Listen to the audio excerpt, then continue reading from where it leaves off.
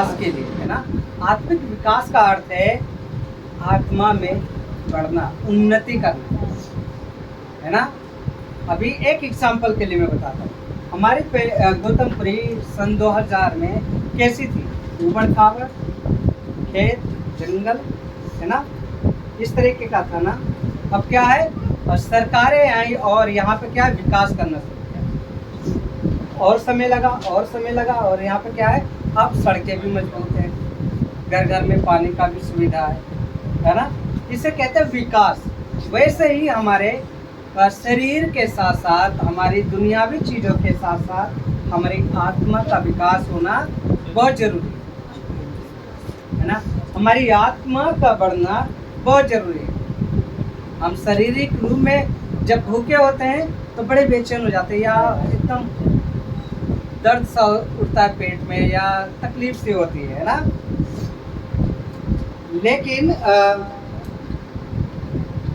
जब हम आत्मा की बात करते हैं तो हम आत्मा में बहुत ही सूखेपन महसूस करते हैं। हमारे आत्मा में बहुत सूखापन है ना।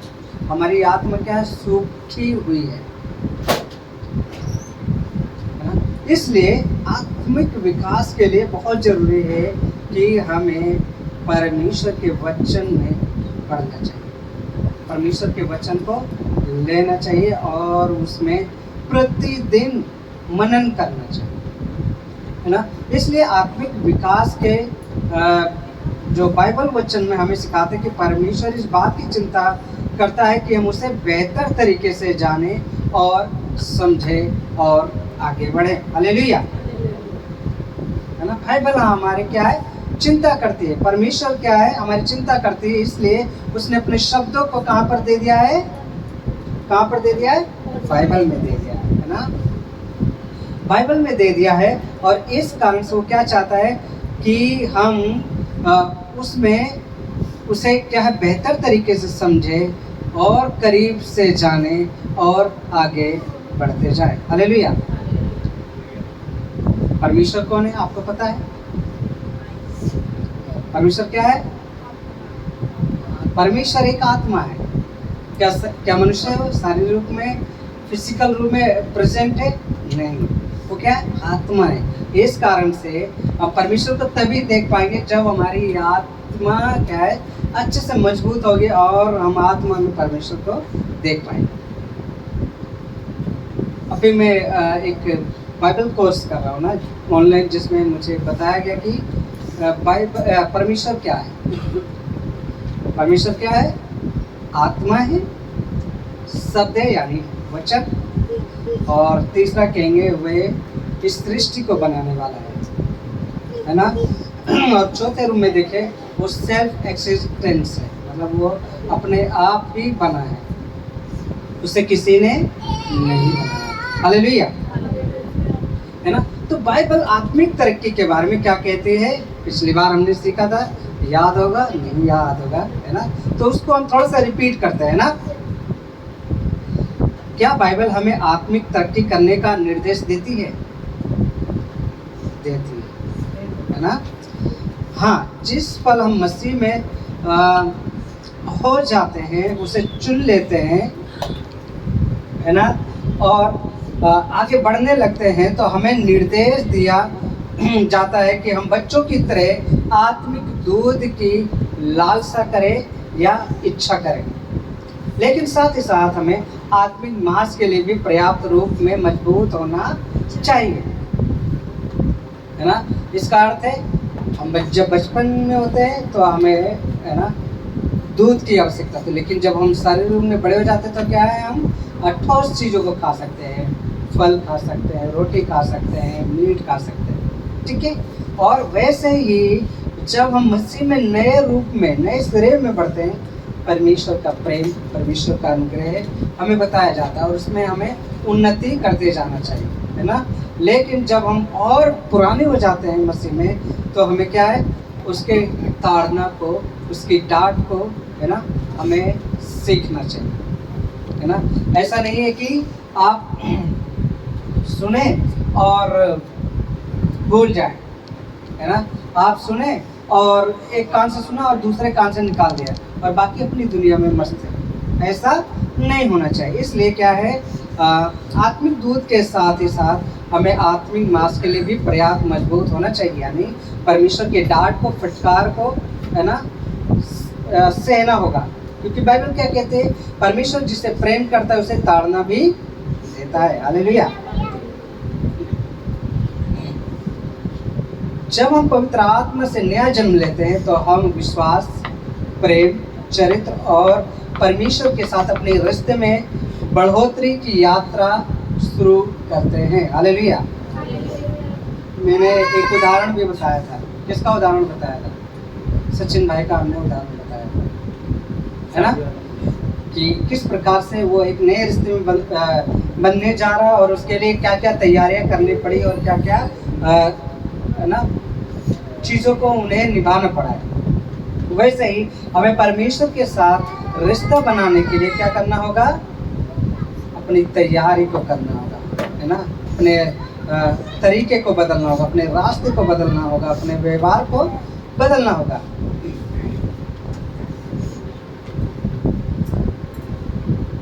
बाइबल में कुछ विशेष पद हैं या वचन हैं जिसे ना आत्मा में बढ़ने के महत्व पर बल देते हैं, साथ ही हमारे विश्वास को और मजबूत करने की ओर बढ़ाते हैं, है ना। इसलिए मैंने पिछली बार एक वचन दिया था, है ना, शुरू में एक वचन क्या सिखाया गया था, इसलिए यदि कोई मसीह यीशु में है तो वो क्या है? नई सृष्टि है ना। देखो पुरानी बातें बीत गई और सब कुछ नया हो गया है। किसमें था वो? किसमें था वो? 2 कुरिन्थियों 5:17। किसमें था? 2 कुरिन्थियों 5:17।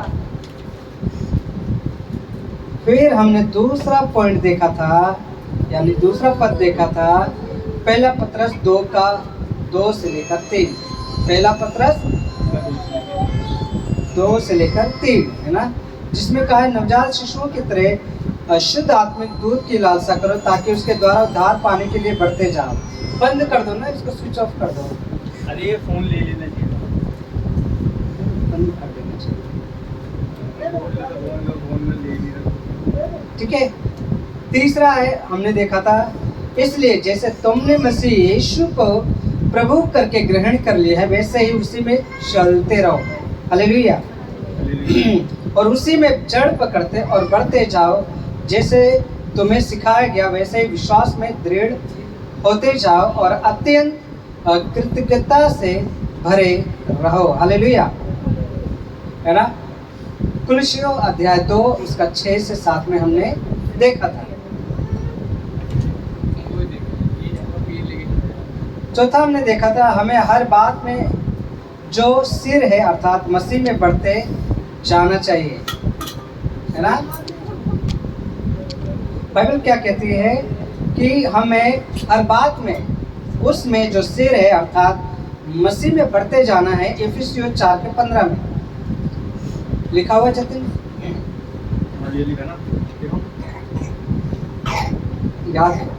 याद था।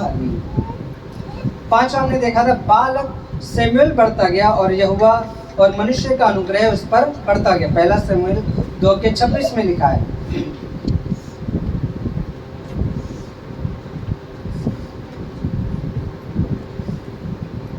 है ना। तो इन बातों को मैंने पिछली बार बातें की थी, है ना, और आज भी उसी को हम आगे बढ़ाएंगे, है ना। और हम ये देखेंगे कि जीवन में किसी भी दिशा के लिए लक्ष्य निर्धारित करने जैसा है और उसे प्राप्त करना पहला महत्वपूर्ण कदम है। हमें परमेश्वर के साथ और अधिक निकटता से चलने की इच्छा से शुरुआत करनी चाहिए और अपनी इच्छा को ताज़ा रखना चाहिए। इन वचनों पर मनन करने से हमारी इच्छा को जगाने और इसे हमारे दिन प्रतिदिन के मसीह सफ़र में ताज़ा रखने में मदद करेगा। हालेलुया। हम क्या है, वचन को सुनते हैं, वचन को, है ना, पढ़ते हैं, हम क्या करते हैं, उसे थोड़ी देर के लिए दिमाग में रखते हैं या दिल में रखते हैं और उसके बाद फिर क्या है, हम ठंडे पड़ जाते हैं। हम क्या पड़ जाते हैं? ठंडे पड़ जाते हैं। फिर हम दुनिया में खुश रहते हैं या अपने कामों में, है ना, व्यस्त रहते हैं और अपने चीज़ों में व्यस्त रहते हैं, और इस कारण से हमारी जो आत्मा है वो क्या हो जाती है, ठंडी पड़ जाती है ना। इसलिए बाइबल क्या कहती है कि हमें परमेश्वर के साथ अधिक निकटता रखनी चाहिए, परमेश्वर के साथ करीब रहना चाहिए, है ना। और इस इच्छा को जगाने के लिए, है ना, इसकी शुरुआत करने के लिए हमें क्या है, परमेश्वर को और महत्वता देनी चाहिए और उसे, है ना, इम्पोर्टेंट देना चाहिए। अगर हम प्रेरितों ने, है ना, जिसमें कि लूका 17:5 में लिखा है, प्रेरितों ने प्रभु से कहा, हमारा विश्वास बढ़ा। जैसे हिरनी नदी के पानी के लिए हाँफती है, वैसे ही मेरा मन मेरे लिए हाँफता है ना। मेरे परमेश्वर, मेरा मन परमेश्वर के लिए जीवित, परमेश्वर के लिए प्यासा है। मैं कब जाकर परमेश्वर से मिल सकता हूँ, है ना। अगर ये भजन संहिता 42 का 1 से लेकर 2 में देखें तो इस प्रकार से, है ना, भजनकार क्या कहता है कि जैसे हिरनी नदी के पानी के लिए हाँफती है, वैसे ही क्या है, मेरा मन तेरे लिए हाँफता है। भजनकार कहता है, क्योंकि उसके अंदर प्यास है परमेश्वर को पाने के लिए। क्या आपके अंदर है? क्या आपके अंदर वो जोर से या कहे कि वो उत्साह है, वो भूख है परमेश्वर को पाने के लिए? भजनकार यहाँ पे क्या कहता है कि जैसे हिरनी नदी के पानी के लिए हाँफती है, वैसे ही मेरा मन तेरे लिए हाँफता है मेरे परमेश्वर।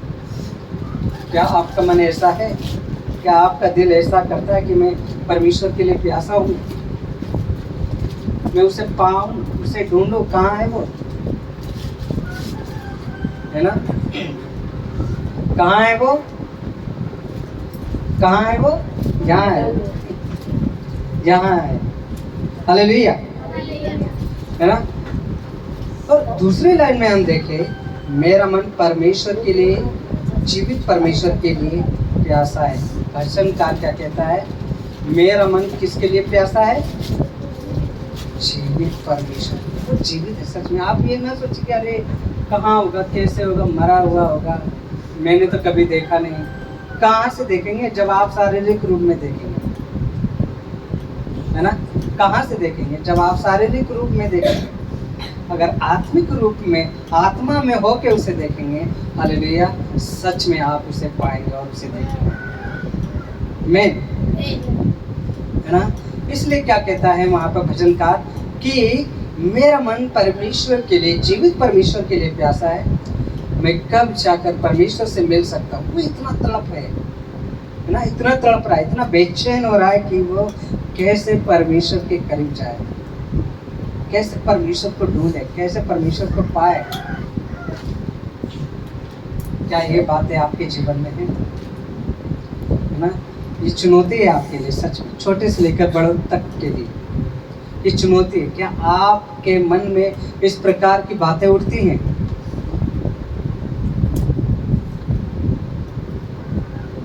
अगर मत्ती 5:6 में देखें, बाइबल कहती है, धन्य है वे जो धार्मिकता के भूखे और प्यासे हैं, क्योंकि वे तृप्त किए जाएंगे। हालेलुया।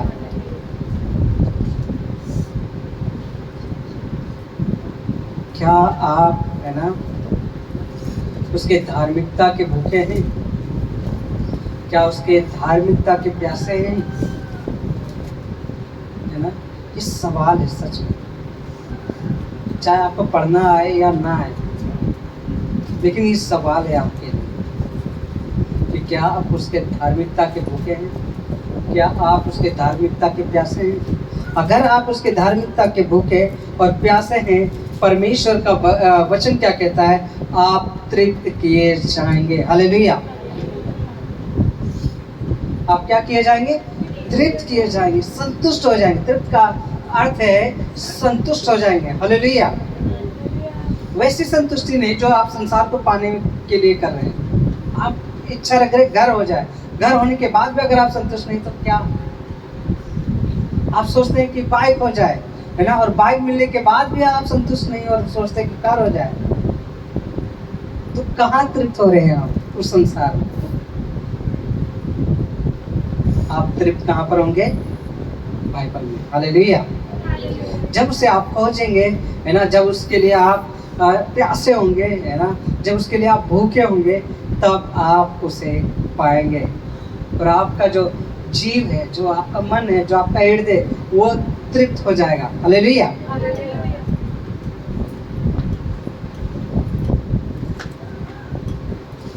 भजन संहिता 63 के 1 में इस प्रकार से लिखा है, हे परमेश्वर, तू मेरा परमेश्वर है, मैं तुझे यत्न से ढूंढता हूँ, मैं तेरा प्यासा हूँ, मेरा सारा प्राण तेरा अभिलाषा करता है, सूखी और निर्जल भूमि पर जहाँ जल नहीं है। हालेलुया। इसका अर्थ मैं बताऊँ आपको, इसका अर्थ है कि आप संसार में जिए जा रहे हैं, है ना, आप अपने घर के लिए कमाए जा रहे हैं, आप अपने बच्चों की चिंता करे जा रहे हैं, है ना, आप अपने कैरियर की चिंता करे जा रहे हैं, है ना, आप अपने भविष्य की चिंता किए जा रहे हैं, है ना, और संसार में लगे हुए हैं अपने आप को, है ना, बेहतर करने के लिए, बेहतर करने के लिए, आगे बढ़ने के लिए, है ना, और 2-3 समय की रोटी के लिए। लेकिन क्या है, आप फिर भी प्यासे। हालेलुया। क्या आप सहमत हैं? हालेलुया। आवाज नहीं आई। हालेलुया। जगह है ना आप? सच में, है ना, आप प्यासे हैं, आप अशांति में हैं। सब कुछ होने के बाद आप सोचते हैं कि मैं रोटी खा लूँगा तो मैं तृप्त हो जाऊँगा, है ना, वो थोड़ी देर के लिए, तो फिर भूख लग जाती है। इसलिए यीशु क्या कहता है, मैं जीवन का वो जल दूंगा जो कभी भी प्यासा नहीं होगा। हालेलुया। आप कहाँ हैं? आपकी सोच कहाँ है? आपका हृदय कहाँ है? यहाँ पे भजनकार क्या कहता है? वो कहता है कि हे मेरे परमेश्वर, तू मेरा परमेश्वर है, मैं तुझे यत्न से ढूंढता हूँ, मैं तेरा प्यासा हूँ, मेरा सारा प्राण तेरा अभिलाषा करता है, सूखी और निर्जल भूमि पर जहाँ जल नहीं है। आप संसार में बहुत दुखी रहते, बहुत तकलीफ में रहते, बहुत, है ना, चिंता में रहते, बहुत फिक्र में रहते हैं, और उस समय आप बहुत, है ना, बेचैन होते हैं। जिस प्रकार से यहाँ पे भजनकार, है ना, कहता कि मैं निर्जल सूखी भूमि पर क्या है, तेरा प्यासा हूँ, मैं तुझे यत्न से ढूंढता हूँ, है ना। क्या आप सच में उसे यत्न से, है ना, पूरे दिल के साथ ढूंढते हैं, है ना? अगर आप उसे ढूंढते हैं, सच में आप उसे पाएंगे भी। हालेलुया।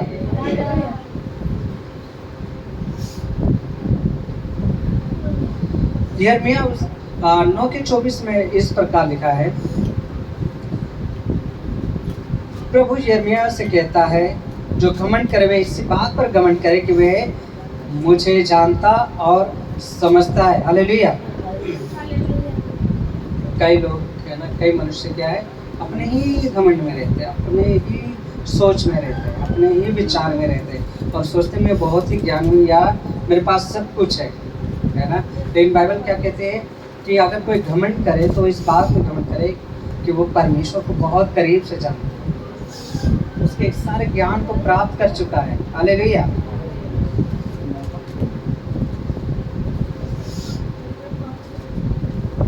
है ना। तो इस प्रकार से हम देखते हैं कि ये प्रभु यिर्मयाह से कहता है कि यद्यपि हम बहुत सी बातों के बारे में बहुत सी बातें जान सकते हैं, फिर भी सबसे महत्वपूर्ण बात यह है कि हम उसे जानें और समझें, है ना। अतः यद्यपि आर्थिक प्रावधान महत्वपूर्ण है, शारीरिक शक्ति महत्वपूर्ण है और जीवन के बारे में ज्ञान महत्वपूर्ण है, फिर भी परमेश्वर का ज्ञान सबसे महत्वपूर्ण होना चाहिए। हालेलुया। है ना। पैसा होना चाहिए, ठीक है ना। शारीरिक मजबूती होना चाहिए, ठीक है ना। और जीवन में ज्ञान है आपके पास, ठीक है, लेकिन सबसे महत्वपूर्ण क्या है कि आप परमेश्वर को जाने और समझे और उसके भय में निरंतर चलते जाएं। हालेलुया। इसलिए दूसरा पत्रस 3:18 में कहता है, परंतु हमारे प्रभु और उद्धारकर्ता यीशु मसीह के अनुग्रह और पहचान में बढ़ते जाओ। हालेलुया। हमें बढ़ना बहुत ही जरूरी है ना। हमें अपनी आत्मा को क्या है, ठंडा नहीं होने देना। अपनी आत्मा को क्या है, ठंडा नहीं होने देना, नहीं रखना है। हमें उसे दिन प्रतिदिन ढूंढना है। शारीरिक व्यायाम के साथ साथ, शारीरिक कसरत के साथ साथ हमें ना आत्मिक कसरत करनी जरूरी है, जो कि बहुत ही हार्ड है, मुश्किल है। जतिन, जिम जाना मुश्किल है, मतलब जिम में कसरत करना मुश्किल है ज़्यादा। जो करते हैं उन्हें तो कोई मुश्किल नहीं है ना। अगर ठानो तो नहीं है मुश्किल, लेकिन वचन को पढ़ने के लिए बहुत मुश्किल होती है। हालेलुया। ऐसा ही है जतिन, सागर, ऐसा ही है ना कि हम वचन को देखना भी नहीं चाहते। मन करता है, लेकिन दूसरा मन करता है छोड़ना, वो वाला काम निपटा लो, वो वाला काम निपटा लो। अभी वहाँ जाना है, दोस्तों के साथ घूमना है। मेरा दोस्त वहाँ इंतजार कर रहा होता है ना। मुझे चाय बनानी है, मुझे खाना बनाना है, सफाई रह गई है, बर्तन धोना बाकी है। लेकिन परमेश्वर के वचन को हम है ना दरकिनार कर देते हैं, है ना। इसलिए क्या कहता है कि परंतु हमारे प्रभु और उद्धारकर्ता यीशु मसीह के अनुग्रह और पहचान में क्या करना है, हमें बढ़ते जाना है। हालेलुया। हमें जरूरी है कि हम उसमें बढ़े, उसकी है ना पहचान में बढ़े। मेरे मन में पिछले दिनों सवाल आ रहा था कि आप में से किसी से कोई भी कुछ भी सवाल कर ले यीशु मसीह के बारे में या परमेश्वर के बारे में, आप नहीं जीत पाएंगे। क्यों? क्योंकि इसकी कमी है। सच में अगर आप दिन प्रतिदिन पढ़ेंगे तब आप हर एक चीज़ों से पार हो जाएंगे, हर एक सवालों से पार हो जाएंगे। साथ ही साथ आप अपनी मुसीबतों से भी पार हो जाएंगे, आप अपनी तकलीफ़ों से भी पार हो जाएंगे, आप अपनी गरीबी से भी पार हो जाएंगे, आप अपने हर एक बंधन को तोड़ सकते हैं। हालेलुया। अबे पिछले दिनों कोई दो आंटी आई थी ना, और वो बाइबल के बारे में कुछ बातों को कहना चाह रही थी, लेकिन मुझे पता है कि वो बाइबल में से नहीं है ना, उनकी शिक्षा अलग है। और मैं बहसबाजी नहीं करना चाह रहा था, क्योंकि मेरा थोड़ा मूड भी अच्छा नहीं था, है ना। नहीं तो क्या है, मैं उनसे क्या कहते हैं उसको, वार्तालाप करता है या डिबेट कर सकता था। लेकिन मुझे पता है कि ऐसों से डिबेट करना भी बेकार है, क्योंकि वो आत्मिक आंखों को बंद करके आए हुए, वो सिर्फ ऐसे सिखाए हुए चल देते हैं ना। इसलिए मैं कहता हूँ आप लोग प्लीज़ बाइबल जरूर पढ़ें, बाइबल में पढ़ें, है ना। अगर आपसे कोई सवाल कर ले तो आप उसके सामने खड़े हो सके, है ना। आपको पता है शैतान को भी बाइबल पता है, शैतान को भी पूरी बाइबल पता है। जब वो यीशु को है ना रेगिस्तान में ले गया और है ना बोला कि इस पत्थर को कह दे है ना रोटी बन जाए, और वैसे ही हो जाएगा, उसे पता है। हालेलुया, है ना। लेकिन उसका सोच क्या है, उसके विचार क्या है, वो महत्वपूर्ण है ना।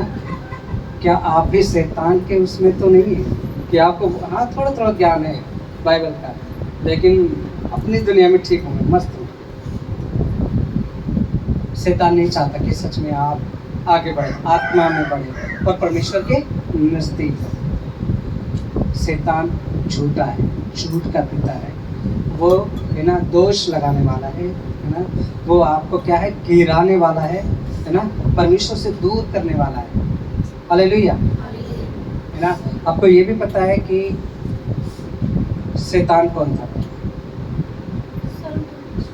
है ना, वह एक स्वर्गदूत था, लेकिन उसके अंदर क्या है, घमंड आया, है ना, उसके अंदर वो ऊंचा बनने का विचार आया, है ना, और बोला कि ये सब चीज़ें तो मैं ही करता हूँ और मैं इनसे ऊंचा बनूँ। ऐसा ना सोचो, है ना। बाइबल पढ़ें प्लीज़, बाइबल को पढ़ें आप, प्रतिदिन बाइबल पढ़ें। मैं आपको है ना उत्साह करना चाहता हूँ, बाइबल को पढ़ें। आप हर एक मुसीबत से पार होने वाले हैं। हालेलुया, है ना। आपके जीवन के हर एक रास्ते खुलने वाले हैं। हालेलुया, है ना। और फिर आप यहीं के नहीं रह जाएंगे, फिर आपको परमेश्वर और ऊंचा ऊंचा बढ़ाएगा।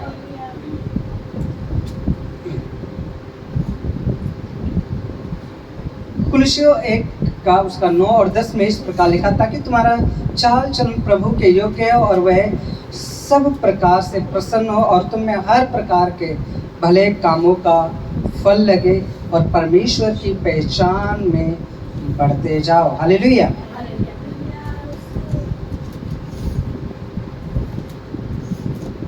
सोचने वाली बात है सच में। इस वचन को है ना अपने मन में आप डालें।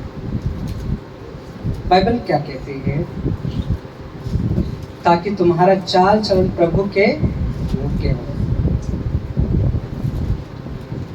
एक सेकंड के लिए या 2 सेकंड के लिए आप सोचें कि क्या सच में आपका चाल चलन प्रभु के योग्य है। क्या आपका व्यवहार प्रभु के योग्य है।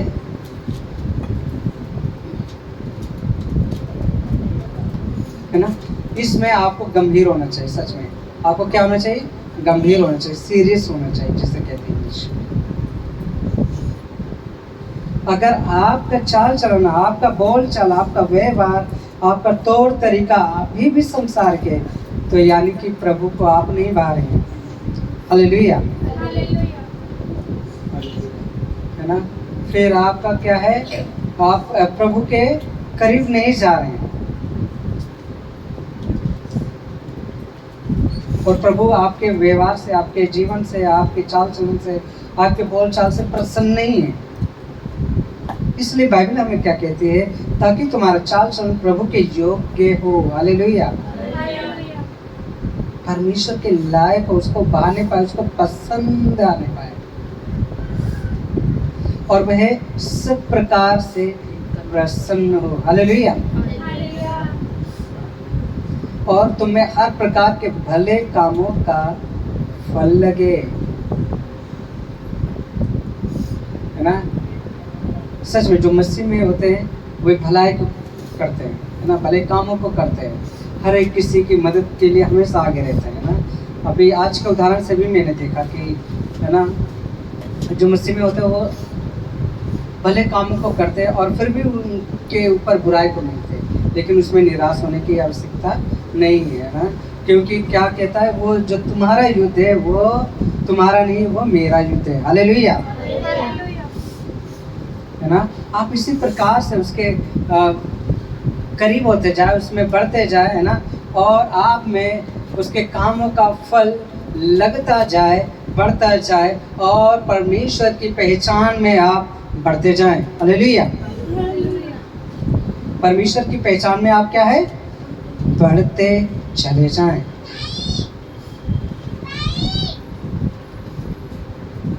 अगर इफिसियों 4 के 13 और 16 में देखें,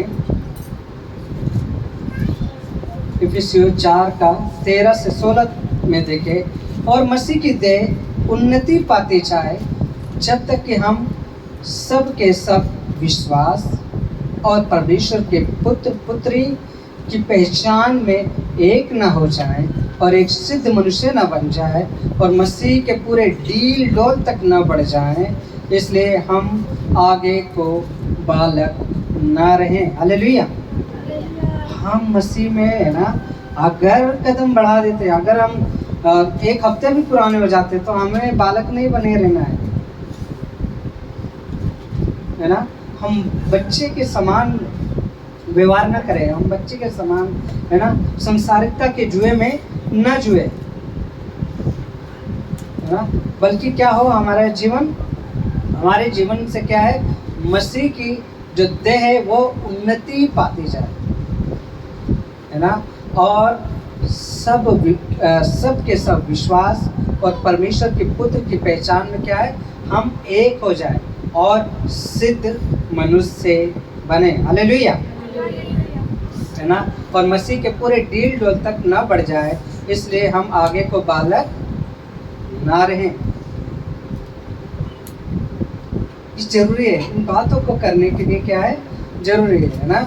और इसी आत्मिक विकास के बारे में हम क्या है, आगे और सीखेंगे, अगले सप्ताह में, है ना, हम लोग और सीखेंगे, है ना। इन बातों को आप जरूर याद रखें, है ना, और वीडियो आपको आपके लिए डाल दी जाएगी यूट्यूब में, तो आप लोग जरूर देखें, ग्रुप में भेज दिया जाता है, आप लोग जरूर देखें और उसे रिपीट करें, है ना। अब प्लीज़ ठंडे ना रहें, मैं आपको कहना चाहता हूँ, ठंडे ना पड़े रहें, है ना, आप मजबूती से पढ़ते चले, है ना, शैतान को रोन दे आप वचन से। हालेलुया, हालेलुया, है ना।